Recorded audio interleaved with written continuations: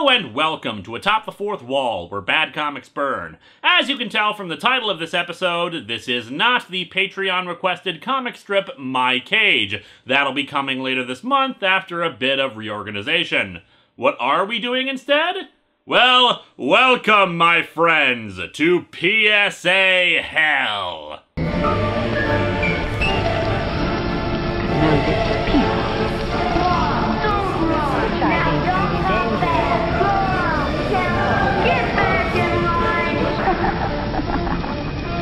Yeah, if I'm going to do a Patreon-sponsored episode, I want to actually devote time to researching it and giving it the time it deserves. Unfortunately, I'm having to write, record, and edit this episode in like 3 days unexpectedly. Whoops. But fortunately, sometimes comics provide for us with shorter stuff that we can work with, plus episodes that I can capitalize on thanks to the recent release of Avengers Age of Ultron. Did I also mention that I just paid taxes, so I'm feeling a little bit broke right now? Although I'm sure when this eventually gets re-uploaded to my YouTube account, people will still be wondering what the hell I'm talking about when Age of Ultron was released years ago or something. But whatever, the point is, orange juice! Yeah, last September, Marvel teamed up with the Florida Department of Citrus to produce this comic. The department already had a mascot called Captain Citrus, who appeared to be some kind of sapient orange that encourages you to drink its blood. Also, it was from space or something. Orange sales have apparently gone down over the last decade in Florida due to a number of factors, not the least of which being a disease called greening that has negatively affected orange production. And this is what happens when you try to go green for everything. Does anyone really want green orange products? I mean, besides Ecto Cooler?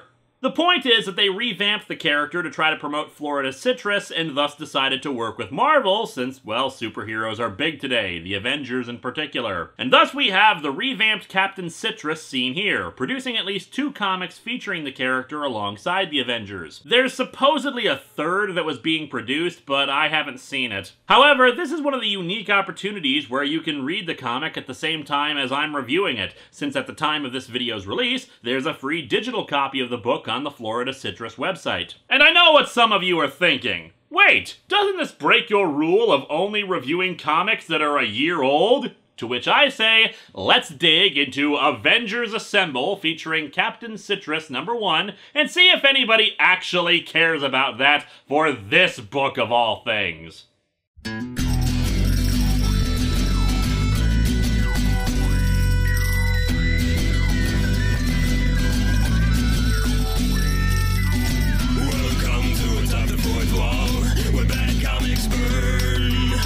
Linkara's gonna teach you all a lesson you won't learn. Brodsky, you're not the smartest. Life out, you're not an artist. Anyone who's had a bad comic published, it could be your turn. Linkara, he's a man punch, wears a party hat. Linkara, he has a magic gun. Where'd he purchase that? Linkara, coins, robots, Amazon and trucks. Linkara, this comic sucks. Linkara.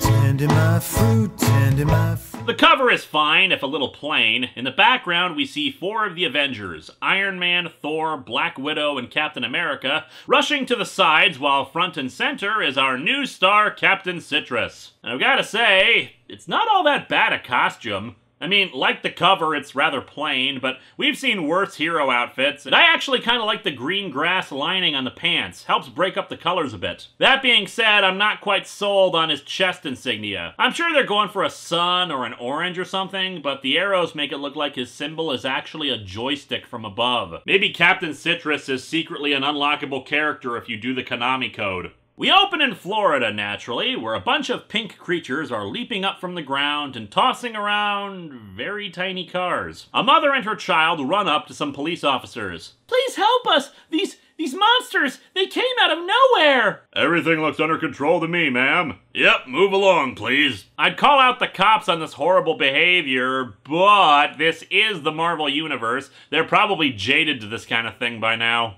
Meanwhile, the Avengers are arriving in the Quinjet. Our intel from S.H.I.E.L.D. was right, Cap. Check out those freaks! Tony... Those are the Florida civilians we're trying to rescue.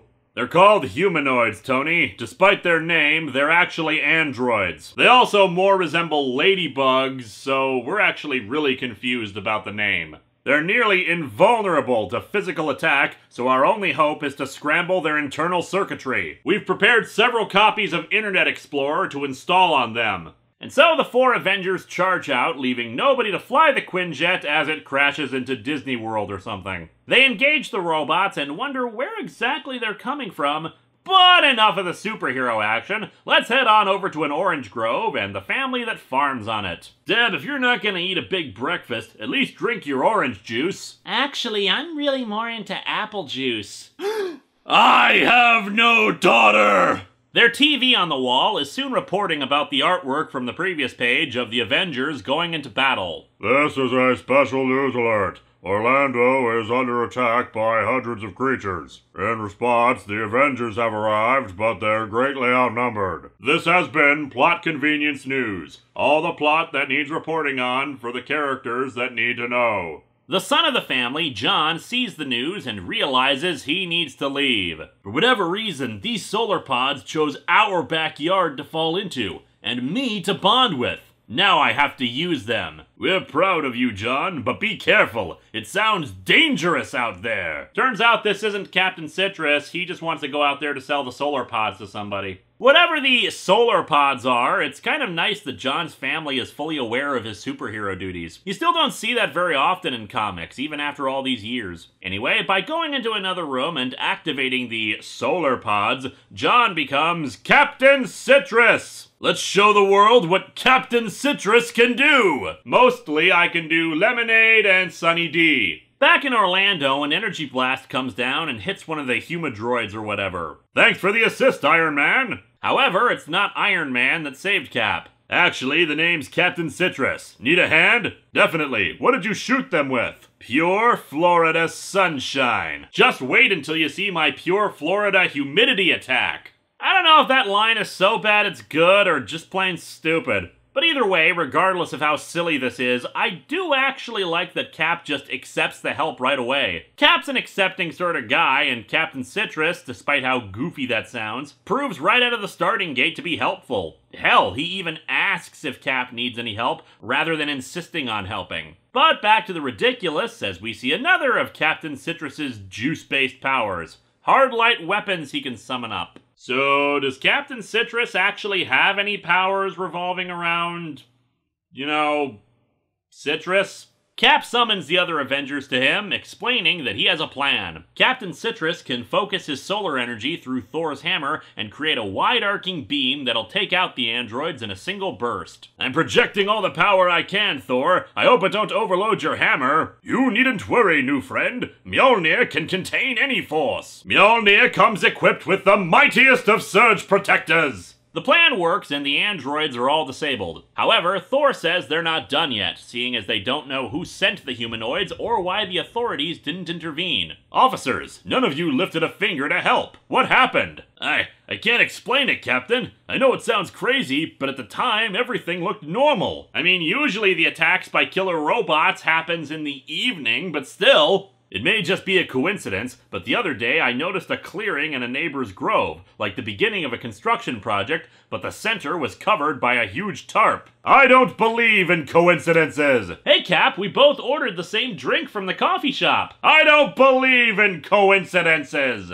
And indeed, it is no coincidence, since they fly out to that grove and discover a giant metal structure collecting lightning. Criminy, look at that. Must have been one hell of a tarp covering it. The five exit the Quinjet to go to the structure and investigate. Captain Citrus ordered to go in last, as he can get out and alert shield if things go south. However, upon entering the facility, they find this dude, the leader. In case you've never heard of him, he's a Hulk villain, a guy enhanced by radiation, because it is always radiation. And he gained increased intellect and a giant head, because radiation doesn't do anything half-assed. He also has a bunch of wires connected to his big-ass head while under this salon hairdryer. As soon as they approach the leader, an energy field comes up and paralyzes the five while he begins monologuing. He's created a massive mind control device that's powered by local lightning storms. A byproduct of the machine, however, is extreme cold and frost, which is killing the surrounding orange groves, and he makes sure to tell us that. A machine that controls people's minds? Another day at the office. Destroying orange groves? You diseased maniac!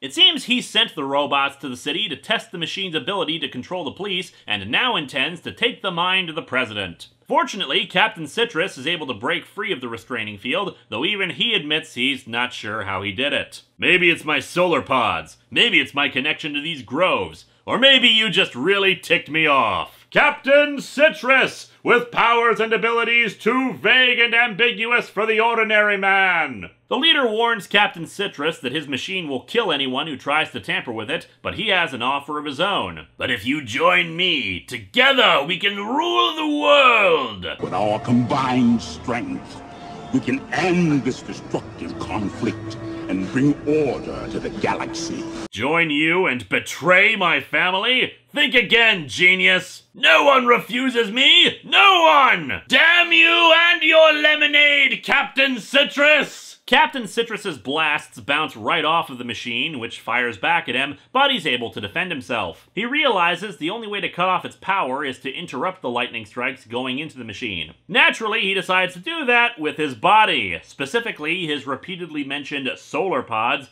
which are apparently the circles on his wrists. He does this, and shockingly, he gets electrocuted and falls to the ground. The Avengers are freed as the machine goes off, and they make short work of the leader's androids, capturing him. They see that Captain Citrus is dead nearby, but then again, this is just an orange juice PSA, so naturally, he's not quite dead yet. Plants start sprouting up out of the ground around his arms, and his body glows, in particular the solar pods. At this point, you really have to start wondering why they didn't name him Captain Sun or something. And he gets right up. The feedback from the lightning, it knocked me for a loop. I should have been a goner, but farmers down here, well, we're stronger than anyone knows. And it's all thanks to he who walks behind the rows. And you've shown that the efforts of one free person can save all of humanity from would-be dictators. I don't know who you are in civilian life, but I know those closest to you will be very proud. Thanks, Cap. I'll be sure to tell my cat that you said that.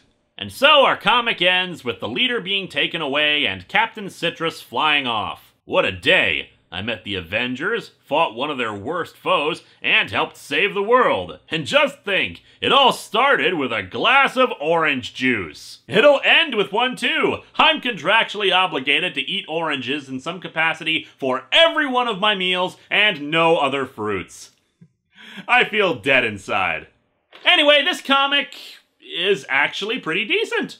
Honestly, its biggest problem is that Captain Citrus, despite the name, does not seem to have any powers related to juice whatsoever. They're all based on sunlight or light in general. I mean, he's not the kind of character who's gonna take the world by storm, but for a 12-page story, it features the Avengers plus another hero fighting some bad guys, kicking ass, some drama at the end, and defeating the villain. All ends happily. It's fairly weak as a PSA, though, since there's nothing about the character to imply that eating oranges or drinking orange juice will lead you to be as strong as Captain Citrus, nor any real educational value about oranges or the actual problems facing orange farmers, especially since they blame the problems orange farmers are having on a big-headed supervillain and his mind control machine versus the numerous other factors in real life. However, it's fun and a little silly, and really sometimes that's all I want from my superhero comics. Speaking of fun and silly, next week, the Doctor Who and Star Trek The Next Generation crossover comic.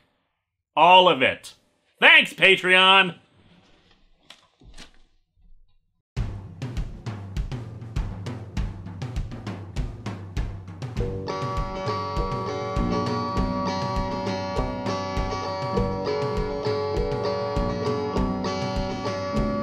I'm sitting on my couch.